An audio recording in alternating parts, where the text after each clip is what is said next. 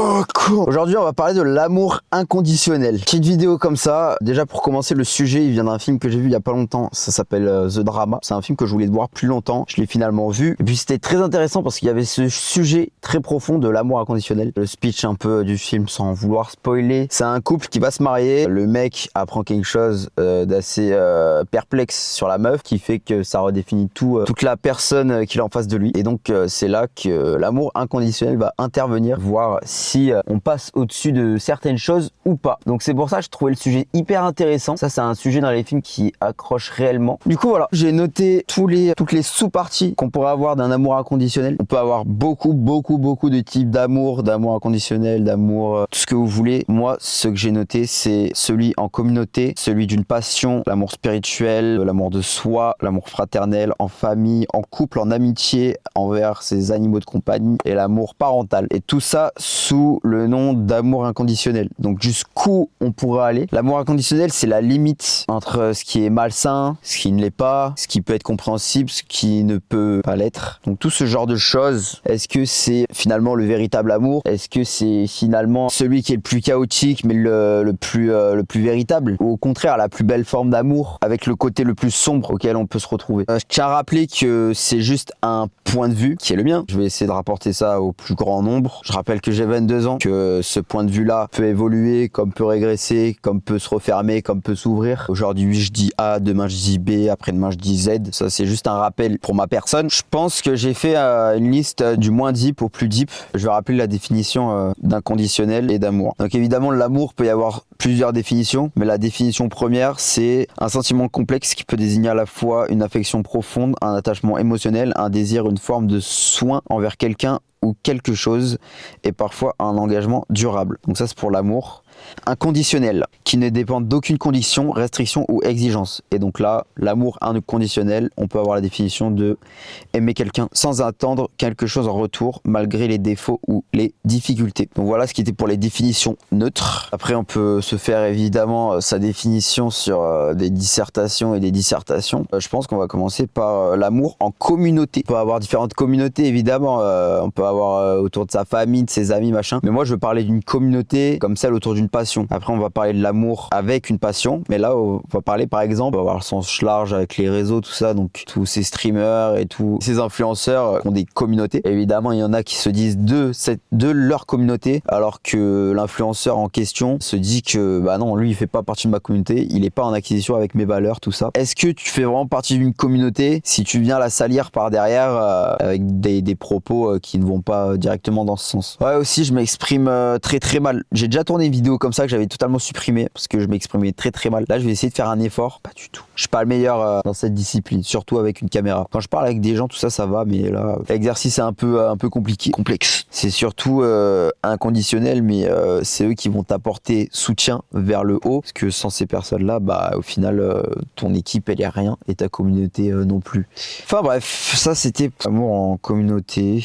Évidemment, en communauté, on peut aussi parler en société. Bon, là, l'amour, il est plus présent, mais il y a ce terme inconditionnel qui doit rester. Accepter tout le monde, mais en même temps créer un équilibre, ce qui est jamais facile. C'est un amour inconditionnel dans le sens où on veut vivre ensemble, faire en sorte que tout le monde se sente bien au même endroit. Ce qui est exercice très difficile aujourd'hui dans notre société. Voilà. Après, on a l'amour de passion. Donc l'amour de passion, ça me parle bien. C'est des choses auxquelles j'ai pu faire face. Pour la définition de passion, je vais vous donner la mienne. Pour moi, une passion, c'est quelque chose de vital. C'est une sorte de flamme qui ne s'éteint jamais, entre guillemets, même 20 ans après ne pas avoir pratiqué cette passion. T'as toujours ce truc où quand tu vas l'avoir entre les mains, bah tu vas être ta flamme qui va se raviver même un tout petit peu, tu vois. C'est ce genre de truc vital, entre guillemets. C'est pas aller au cinéma, voyager, ça c'est pas des passions, vous voyez, c'est plutôt des hobbies. C'est vraiment ce truc qui t'a appris tellement de choses qui fait que t'en es peut-être là aussi aujourd'hui, qui t'a fait évoluer. Donc ce truc auquel t'as eu un amour inconditionnel de malade, et tu l'auras toujours parce que c'est cette étincelle qui fait que. Donc je vais vous prendre mon exemple. exemple à moi, ce qui me parlait le plus, donc ça a été le skateboard, enfin ça a été toujours. Cette sorte d'amour inconditionnel dans le sens où toi ta pratique, elle va être tellement à ton image, la passion en elle-même, elle sous-entend tellement de choses. En fait c'est tellement vaste au final cet univers-là, et que ça peut être dans tous les sports, dans tous les arts, etc. Mais en fait il y a tellement de trucs autour qui fait que t'es là en mode putain c'est dommage, j'aimerais que ça ne soit pas comme ça. Surtout dans ce milieu-là, le skateboard où c'est très urbain, c'est très underground on va dire. T'as beaucoup de choses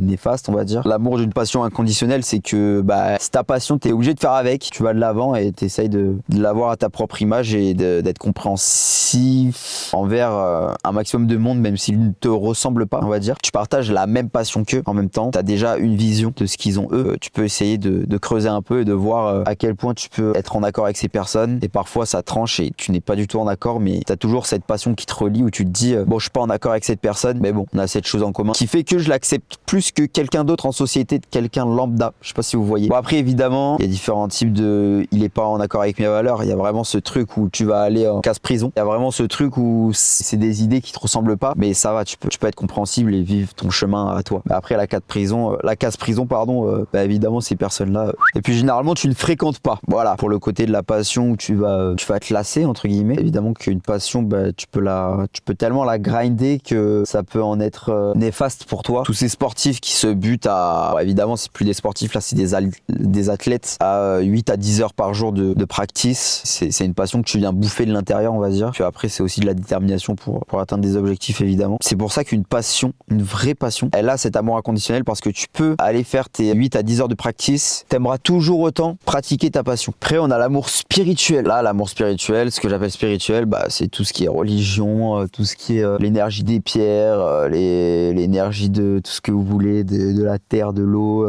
du vinaigre blanc. Ça va pas parler à tout le monde, mais comme j'ai dit avant, on peut s'ouvrir, même si on n'est pas en accord avec ça, on peut s'ouvrir à certains sujets et les écouter. Tout ça pour parler à plus de monde, parce que je sais que la religion ça parle à beaucoup de monde, mais ça peut en effrayer certaines. Donc je vais essayer d'adopter les deux sujets. Que, si on veut aller plus vers des trucs énergétiques, donc on a cette croyance, évidemment on a cette croyance, et puis t'arrives des merdes dans la vie, et on te dit bah, pourquoi il arrive autant de merde alors qu'il y a ça, il y a cette spiritualité là divine entre guillemets qui fait que, et c'est là que tu peux adopter deux comportements. Le premier comportement, c'est de dire que c'est la cause de tout ça, et donc d'en faire ta propre définition, on va dire, d'arrêter ses croyances. Donc là, on n'est pas du tout dans l'amour inconditionnel, on est vraiment dans le rejet, on va dire. Et puis après, t'as le fait que, ok, il y a autant de merde, mais c'est pour apporter quelque chose et qu'il y a un destin, etc. Donc, ces formes de spiritualité, on va dire, ces énergies. Autre face où tu vas voir que, ok, il va m'arriver des merdes, mais c'est ce qui est écrit pour moi, c'est ce qui va prôner pour ma lancée. Pour certains, ils appellent ça une mission. D'autres ils appellent ça une volonté. Chaque merde qui t'atteint profondément, tu vas savoir faire face et avoir cet amour inconditionnel pour accepter et pour te dire bon bah ok il y a ça, mais je suis sûr et certain que ça va me servir à quelque chose, et puis que c'est fait pour que j'aille plus loin, c'est fait pour que j'ouvre les yeux sur plus de choses, etc. Donc c'est pour ça que c'est aussi important de rester ouvert. Je sors totalement des trucs spirituels, tout ça. Je trouve que c'est important de rester ouvert sur la plupart des sujets. Dans notre tête on est tous là à vouloir le bien des autres, et ça c'est universel pour le coup, et certains t'as pas l'impression qu'ils veulent le bien des autres, mais dans leur tête c'est le contraire total. Donc c'est pour ça qu'il va falloir toujours creuser un petit peu et rester ouvert pour tout simplement voir à quel point le mec, où est-ce que ça a merdé. Puis après bah, évidemment c'est en posant des questions à la personne que tu peux le faire réfléchir, qui tourne sa mentalité autrement, et c'est comme ça qu'on peut aider les gens et pas leur faire barrière directement en mode ah bah t'es comme ça. Bon évidemment on n'a pas tous la patience qu'on veut pour aider tout le monde, mais après personnellement je vous avoue je fais jamais ça avec tout le monde. Il y a des trucs si j'ai pas le temps d'en parler, si j'ai pas la volonté ni l'ouverture d'esprit sur le moment, je vais pas aller faire d'efforts, ça c'est sûr. On peut être parfait et écouter tout le monde, mais on n'a pas tous ce genre de temps. Et c'est important de le faire quand on est capable de s'ouvrir sur certaines choses et que la personne en face de nous bah, compte ou pas d'ailleurs. Voilà. Bon après évidemment on a toujours cette case prison où bah, tu vas pouvoir rien y faire, et puis toi en tant qu'humain lambda bah, tu vas juste pouvoir le conseiller d'aller voir la police et un psychiatre. Pour terminer sur le spirituel, donc on a cette forme d'acceptation sous le drap de l'amour inconditionnel, où tu vas pouvoir te dire bah, j'aime tellement cette perception de la vie, donc cette croyance inconditionnellement, que je vais accepter tout ce qui m'arrive et faire en sorte que. Après évidemment tous les sujets on peut en parler pendant des heures, mais là j'essaie de faire une petite liste, d'en parler un petit peu. Évidemment ça peut ouvrir à certains débats, et comme j'ai dit au début de la vidéo, ce n'est que mon avis sur le moment A, mais demain c'est le moment B, et je peux évidemment avoir un tout autre avis selon les idées qu'on m'échange. C'est ça qui est important aussi quand on en parle aux autres. Là, on a un sujet très intéressant que je vais aborder après, c'est l'amour de soi. Donc celui est un peu deep, donc on va le faire après. Pour un animal de compagnie, ça c'est pas mal. L'amour inconditionnel pour un animal de compagnie, c'est surtout par exemple qui va aller mordre quelqu'un alors que tu sais que sous son meilleur jour. D'ailleurs, ça me fait penser à un truc, je vais faire une aparté sur la passion, l'amour qu'on a pour une passion. Évidemment, on peut avoir des jours où on va détester cette passion. Donc ça, c'est très intéressant et ça arrive souvent pour ceux qui ont cette passion, cette vraie flamme pour le coup. Détester cette passion parce qu'on se fait mal, parce que ça nous fatigue, parce que ça nous amène de mauvaises choses entre guillemets au niveau du mental ou du physique. Tellement la détester qu'on va l'aimer. Enfin, c'est une sorte d'amour assez malsain qu'on va retrouver dans l'inconditionnel, on va dire, surtout sous les autres formes d'amour, que ce soit en couple et tout. Donc dans cet amour inconditionnel, on va toujours avoir ce type de un peu malsain à l'intérieur, mais ce qui fait aussi cette beauté de à quel point on l'accepte. L'amour inconditionnel, là on peut arriver sur des idées que c'est aussi l'acceptation de quelque chose sous toutes ses formes parce qu'on l'a connu aussi au meilleur jour. Donc une passion, on peut y mettre tout ce qu'on a connu de bien dans cette passion et avoir toutes ces choses négatives qui finalement est assez infime mais qui peut aussi faire couler la balance. Donc c'est cette balance là qui est assez cet équilibre qui est assez intéressant dans l'amour inconditionnel, on va dire. On reprend l'exemple de l'animal qui va mordre, qui va être assez néfaste pour la société entre guillemets, et puis toi tu l'as connu sous son meilleur jour, tu sais qu'il est pas comme ça au fond machin, même si un animal, on le rappelle, ça peut être très intelligent comme ça peut garder évidemment l'instinct animal. C'est pour ça qu'on les appelle des animaux. Eux, ils ont l'instinct qui agissent plus que l'humain. L'humain, là où il va savoir canaliser l'instinct et avoir cette réflexion, je pense. Donc encore une fois, je suis pas un expert, ce n'est que ma vision des choses au sens large. Donc évidemment, il y en a qui vont devoir piquer cet animal, il y en a qui vont devoir le garder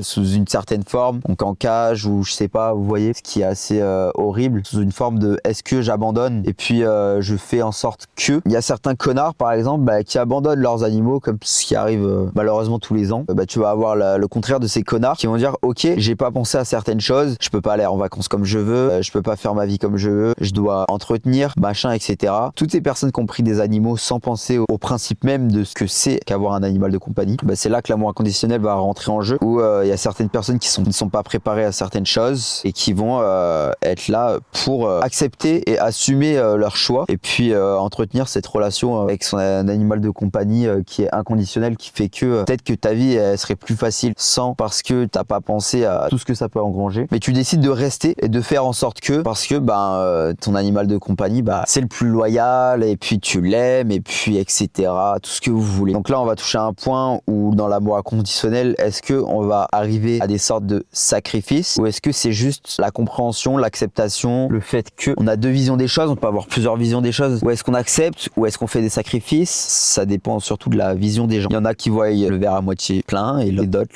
à moitié vide. C'est exactement ce concept. Il y en a qui disent qu'ils se sont fait tout seuls et que c'est grâce à eux s'ils en sont là aujourd'hui et que c'est parce que ils ont eu tous ces choix, ils ont fait le choix d'avoir ces relations, c'est tout part par eux et puis c'est grâce à eux. Et après on a le verre à moitié plein où on a aussi ce truc de voilà, je m'égare un peu mais c'est pour donner des exemples. Ces autres genres de personnes qui disent que je suis rien sans les autres. Lui il va pas dire j'ai choisi d'avoir ces relations, ces trucs, j'ai choisi de me créer des opportunités. Non, il va avoir un sens contraire en mode j'ai eu la chance de rencontrer des gens, j'ai eu la chance d'avoir cette ouverture d'esprit. Voilà, on est aussi d'avoir eu cet échange de bons procédés avec certaines personnes à qui j'ai aidé et puis on m'a aidé en retour. Tous ces échanges de procédés. Donc on va avoir cette personne qui se dit cette fait tout seul et cette personne qui se dit sans les autres je ne suis rien. C'est deux visions différentes alors que c'est totalement la même chose. Donc là encore une fois on n'est pas là pour juger mais plus avoir pour une réflexion. Donc pour l'animal, écoutez, tout ce que j'ai à dire c'est que l'amour inconditionnel pour un animal de compagnie doit prôner dans tous les cas. Sinon vous êtes un vrai connard. T'acceptes d'avoir cette responsabilité et puis point barre. L'amour inconditionnel existe et puis voilà. Sinon c'est vraiment on entre dans la case prison où je suis pas obligé d'essayer de te comprendre. Puis si tu veux quelqu'un essaye de te comprendre, tu vas avoir quelqu'un d'autre, tu vas te soigner mon gars. C'est comme cet exemple dans The Walking Dead où on va avoir un thérapeute en prison. Donc c'est un thérapeute de prisonniers qui va dire que sur 1000 prisonniers qui ont été des serial killers etc, au final il y en avait qu'un seul qui était fou. Et puis au final c'est assez intéressant le fait de voir que évidemment sous tous ces serial killers au fond il y a toujours une pensée où bah, tu vas pouvoir être compréhensible. Et évidemment, c'est un sujet à prendre avec beaucoup de pincettes. C'est évidemment des sujets assez tangibles, mais pour dire que les thérapeutes que vous avez en prison, pour essayer d'avoir cet esprit de réflexion où tu vas essayer de comprendre un acte qui est de base incompréhensible, bah, c'est assez intéressant de voir que la plupart des personnes sont au final avec un esprit de réflexion, bien que l'acte est immoral. Et après, tu vas avoir bah, ce pourcentage de personnes assez minime où l'acte est totalement immoral et que dans sa tête, ben, c'est juste un esprit malsain en personne. Donc ça, c'est pour un exercice de réflexion assez deep pour le coup. Donc voilà. Donc pour l'animal, ben, je dirais juste que l'amour inconditionnel sous cette forme-là est assez simple de réflexion, surtout que l'amour inconditionnel fait que bah, tu vas le garder, peu importe ce que le monde en pense, et puis tu vas faire en sorte de bien t'en occuper et que ça soit un problème pour personne aussi. Celui qui est fraternel. Donc là, on peut avoir beaucoup de schémas de pensée aussi pour la famille. Là, j'ai mis fraternel parce que la famille, c'est assez large, je trouve. On peut avoir cousin, cousine, oncle, tante, tout ce que vous voulez. Pour le coup, en famille, j'ai pris fraternel et parental et puis basta, dont vous êtes le plus proche, on va dire. C'est des liens de sang inconditionnels entre frères et sœurs. On peut le voir représenté dans beaucoup de films et de séries et de livres, etc. C'est quelque chose de culturellement assez abordé. Par exemple, un film que j'ai vu dernièrement où t'as toujours ce frère qui vient squatter chez toi parce qu'il a une dépression et puis toi, ça t'arrange pas forcément, mais c'est ton frère, donc tu dois l'accepter et qu'il aurait fait pareil pour toi parce que c'est ton frère aussi. Donc il y a toujours ce fait que t'as un frère et tu pourras toujours compter sur cette personne parce que t'as ce lien de sang qui te relie et t'as aussi cet amour inconditionnel que tu peux aussi choisir. Il y a certaines personnes qui s'entendent pas avec ses frères, qui coupent les ponts et qui font mine de rien. Mais même en coupant les ponts, il y a toujours cet amour inconditionnel, moi je trouve. Ça m'est jamais arrivé, hein, mais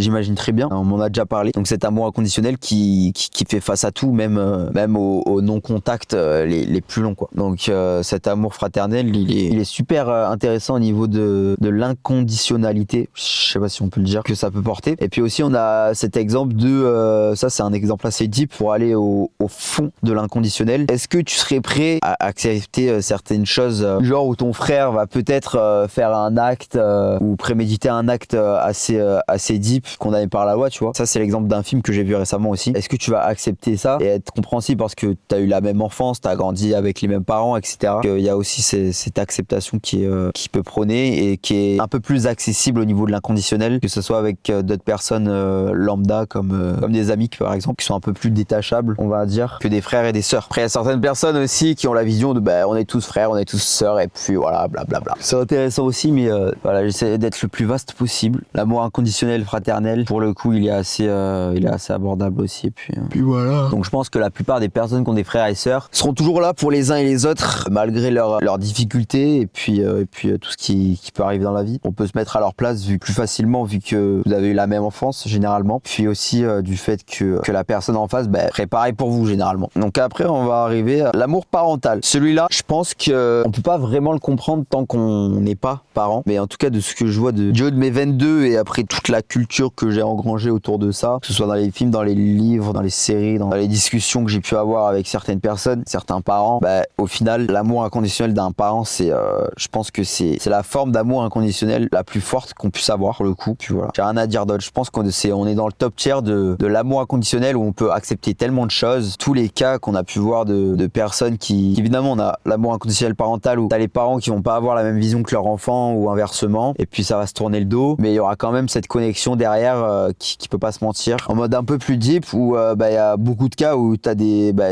gens qui vont en prison et t'as leurs parents à leur procès qui chialent alors qu'ils ont vraiment fait de la merde leur gosse, tu vois. Le fait qu'ils chialent, ça prouve une chose, c'est qu'ils sont dévastés par le fait que ça ait tourné comme ça, et puis que ça prouve une chose aussi, c'est que il y a toujours cet amour inconditionnel qui prône malgré le fait qu'ils ont fait de la merde. Le summum de l'amour inconditionnel qu'on puisse avoir, je pense. Donc il nous reste l'amour de soi, l'amitié et le couple. Donc on va faire l'amitié. L'amour inconditionnel en amitié, pour le coup, c'est quelque chose d'assez volatile, mais aussi d'assez sain. On va avoir cet inconditionnel qui est plus sain que les autres. Je l'expliquerai juste par le fait d'avoir cette connexion tellement rare, c'est-à-dire d'un humain que tu as rencontré par hasard. C'est toujours un hasard d'avoir un ami, malgré que ce soit l'ami d'un ami ou que tu le rencontres par tel ou tel moyen. C'est toujours un hasard sur 8 milliards de personnes, tu vois. Ça reste toujours assez rare d'avoir une connexion si forte. Là, je parlerai plus d'un meilleur ami. D'avoir une connexion si forte, limite fraternelle, que tu peux avoir avec cette personne, alors que c'est quelqu'un qui vient de nulle part. Et puis par chance, tu le rencontres et puis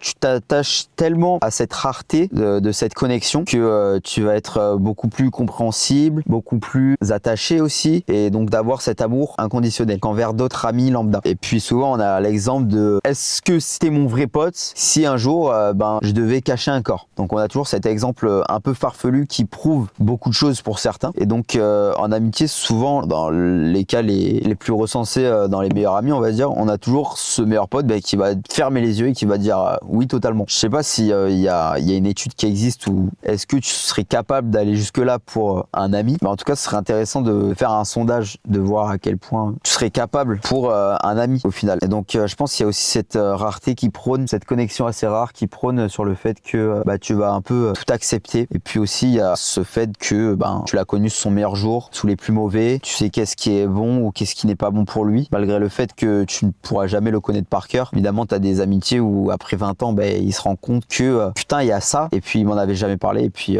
tu es là en mode au final j'ai connu pendant 20 ans, donc pourquoi j'accepterais pas cette facette de lui aussi. Donc aussi on va arriver sur le fait du couple. Là on va avoir un truc un peu plus fort pour certains, d'autres qui vont prôner plus l'amitié que le couple, où tu vas te dire est-ce que je serais capable d'aller jusque là, parce que tu sais que des amis c'est un peu plus rare d'avoir des connexions, et en amour évidemment tu sais que il y en a certains qui voient l'amour en couple un peu plus rare que l'amour d'une amitié très franche. Il y en a certains qui voient la rareté plus du côté du couple que de l'amitié. Moi je vous donnerai pas mon point de vue, dans les deux cas c'est très intéressant. Pour l'amour inconditionnel du couple, je vais vous donner l'exemple d'un film qui s'appelle Love, Drugs, je crois un truc comme ça. Non, je crois que c'est Love and Drugs. Je sais plus si dans le film c'est Anna Hathaway, je sais plus. Mais en tout cas, c'est l'histoire de deux personnes qui se rencontrent, qui tombent amoureux, et puis la fille a une maladie Parkinson assez jeune, ce qui fait que là on va rentrer dans la tête du mec et on va se dire, est-ce que moi, jeune personne de 20-30 ans, je vais m'engager avec une fille qui a Parkinson et dans 10 ans je vais devoir lui torcher le cul, très clairement. Cet amour inconditionnel qui est très intéressant sous cet aspect-là, qui rentre en jeu quand on est capable d'aller aussi loin de s'occuper d'une personne qui perd la tête, qui n'est plus totalement elle-même. Donc ça c'est un très bel exemple. D'ailleurs le film vient d'un livre. La question à se poser dans tous ces thèmes, c'est est-ce que vous êtes capable d'aller au bout des exemples que je donne. Donc par exemple de s'occuper de sa copine jusqu'à qu'elle perde la tête, et que comme une assistance médicale entre guillemets. Donc on voit que dans le film t'as des personnes qui ont fait le choix de accompagner parce qu'il y a cet amour inconditionnel qui fait que, puis évidemment ça te, en parlant franc comme ils disent dans le film, ça te bousille ta vie évidemment. Tu ne vas plus pouvoir avoir tout ce que tu veux, toute la carrière que tu avais envie, le fait de vouloir vivre H24 sous un aspect ludique, heureux, d'avoir tous ces voyages, tout ce que tu voulais à la base en fait, et couper tout ça pour un amour inconditionnel que tu veux vivre, pas pour donner bonne conscience mais plus parce que tu le ressens. Et puis c'est exactement là tout le fruit du sujet de l'amour inconditionnel, c'est d'aimer sans retour, sans condition. C'est là qu'on se demande, est-ce que c'est une des formes d'amour les plus véritables, ou est-ce que c'est une des formes d'amour les plus malsaines pour soi, qu'on va arriver sur l'amour inconditionnel qu'on a sur soi aussi. Donc le fait de se respecter, le fait d'avoir ses limites, de ne pas les dépasser ou de les dépasser parfois. Donc l'amour inconditionnel en couple, pour finir là-dessus, les travers ce qu'un couple peut avoir. Donc on peut avoir des personnalités qui changent au fil des années, de ce qui nous convient plus, de ce qui nous convient. On a certaines personnes qui disent que l'amour ne suffit pas, d'autres qui disent que c'est là qu'est tout le fruit du travail, c'est d'aimer, d'être dans la communication, la compréhension, etc. Donc c'est un sujet assez vaste quand on va parler d'un couple évidemment, mais en tout cas c'est très intéressant de voir où est-ce qu'on peut aller. Est-ce que l'amour inconditionnel c'est dépasser ses propres limites aussi, c'est ne pas les respecter et faire en sorte qu'il n'y ait plus de conditions, de se donner totalement à l'autre. Et c'est là qu'on traverse la frontière ou de l'acceptation, quand on voit le verre à moitié plein, ou ce côté malsain où on va dépasser ses limites pour se donner totalement à l'autre, et là on voit le verre à moitié vide. Donc c'est exactement la même chose sous deux formes différentes. Ce que j'en parlais aussi récemment, c'est toujours cette façon de voir les choses. On pourra toujours, avec ses limites évidemment, on pourra toujours voir quelque chose d'une façon ou d'une autre, sous un angle ou un autre. Et ça c'est souvent quand ça va nous arranger, parce qu'il y a certaines fois où par exemple vous allez vivre les pires galères avec quelqu'un, et puis du jour au lendemain il va vous pointer une galère du doigt, et c'est assez minime face à tout ce que vous avez vécu, et puis c'est là qu'on va voir le verre à moitié vide, on va pointer quelque chose qui est plutôt lambda généralement, et puis ce qui va nous arranger sur le moment T. Et c'est là qu'on va sortir de l'amour inconditionnel, qu'on va revenir revenir en arrière ou aller en avant pour certains, différentes visions possibles, et puis trancher cet amour inconditionnel pour une autre forme de respect pour soi, ou d'un autre angle, de ne pas respecter les valeurs qu'on avait sous la vision de l'amour inconditionnel qu'on avait. Donc voilà. Donc c'est hyper intéressant ce sujet, pour le coup, c'est pour ça que quand je le vois au cinéma, que je me fais surprendre par ça, bah franchement, je sais que je vais passer un bon moment parce que c'est assez vaste, la réflexion qu'on peut avoir autour est assez universelle pour le coup. Et on va finir par l'amour inconditionnel qu'on a sur soi. Tout ce que je peux vous dire, c'est que faut évidemment se respecter soi, s'aimer soi, avant d'essayer d'aimer les autres, poser des limites, savoir quand il est possible de les dépasser pour quel type de personne, comment vivre ses attentes aussi, ou ne pas en avoir. C'est rentrer dans cet esprit assez sain qu'on a envers soi-même et d'avoir un schéma de pensée qui fait qui peut durer sur la longueur. Comme dirait une certaine amie, l'être humain est un paradoxe à lui-même. Un jour il peut penser A, le lendemain il peut penser B, etc. sur des schémas de pensée assez différents. C'est universel, c'est pour tout le monde. On va jamais avoir le même schéma de pensée toute une vie. C'est pour ça qu'on est dans des paradoxes à nous-mêmes. C'est pour ça qu'on peut accepter certaines personnes qu'on voit sous un mauvais œil et puis finalement on avait visé juste et puis au fond cette personne elle est pas comme elle prétend être. Et puis aussi on peut avoir du pif sur on peut trouver des bonnes personnes et puis finalement c'est pas des anges malheureusement. Et c'est là qu'on va dire est-ce qu'on creuse, est-ce qu'on creuse pas, est-ce que je me respecte, est-ce que ça vaut le coup, est-ce que voilà, beaucoup de questions. Toujours ce truc de ne pas trancher sur certains sujets avec des personnes auxquelles on essaye d'avoir un débat. Vaut mieux poser des questions à certaines personnes avec qui on n'est pas en accord pour lui amener lui-même une réflexion autre que de trancher devant lui et que la personne ne change pas par elle-même. C'est jamais comme ça que ça se passe généralement. Et puis voilà, pour parler de l'amour inconditionnel envers soi, il y a certaines personnes qui acceptent pas certaines facettes d'eux-mêmes, qui sont en contradiction toute leur vie avec eux-mêmes, qui ont un mal-être intérieur. Et puis il y a certaines personnes qui acceptent cet amour inconditionnel envers soi, tous ces travers à travailler aussi sur soi, toutes ces facettes auxquelles il est difficile de creuser, mais quand on y creuse et qu'on apprend et qu'on essaie de travailler sur soi, au final on a toutes ces facettes qui prennent vie sous un beau jour, puis qui fait que cet amour inconditionnel envers soi, il valait le coup parce que il apporte beaucoup d'autres choses, beaucoup de clarté, que ce soit pour soi ou d'expliquer aux autres son schéma de pensée et que les autres ils voient aussi un schéma assez sain pour eux, là où eux n'ont pas eu la force de creuser encore. Donc l'amour inconditionnel sur soi, c'est aussi un des plus importants parce que c'est ce qui peut faire aussi beaucoup de bien autour de soi. Il y a beaucoup de gens qui disent que le travailler, c'est beaucoup d'exercices seul, donc sortir seul, avoir des schémas de réflexion seul de son côté. Il y a beaucoup de personnes qui prônent cette réflexion de pour en apprendre sur soi, pour travailler sur soi, il faut être seul. Mais je tiens à dire que c'est pas le seul schéma de travail sur soi. On peut aussi tout bonnement apprendre sur soi et être entouré aussi. Évidemment, vous avez besoin de moments seuls pour avoir de la réflexion, pour vous poser, mais c'est aussi important d'avoir des points de vue différents, de prendre le bon,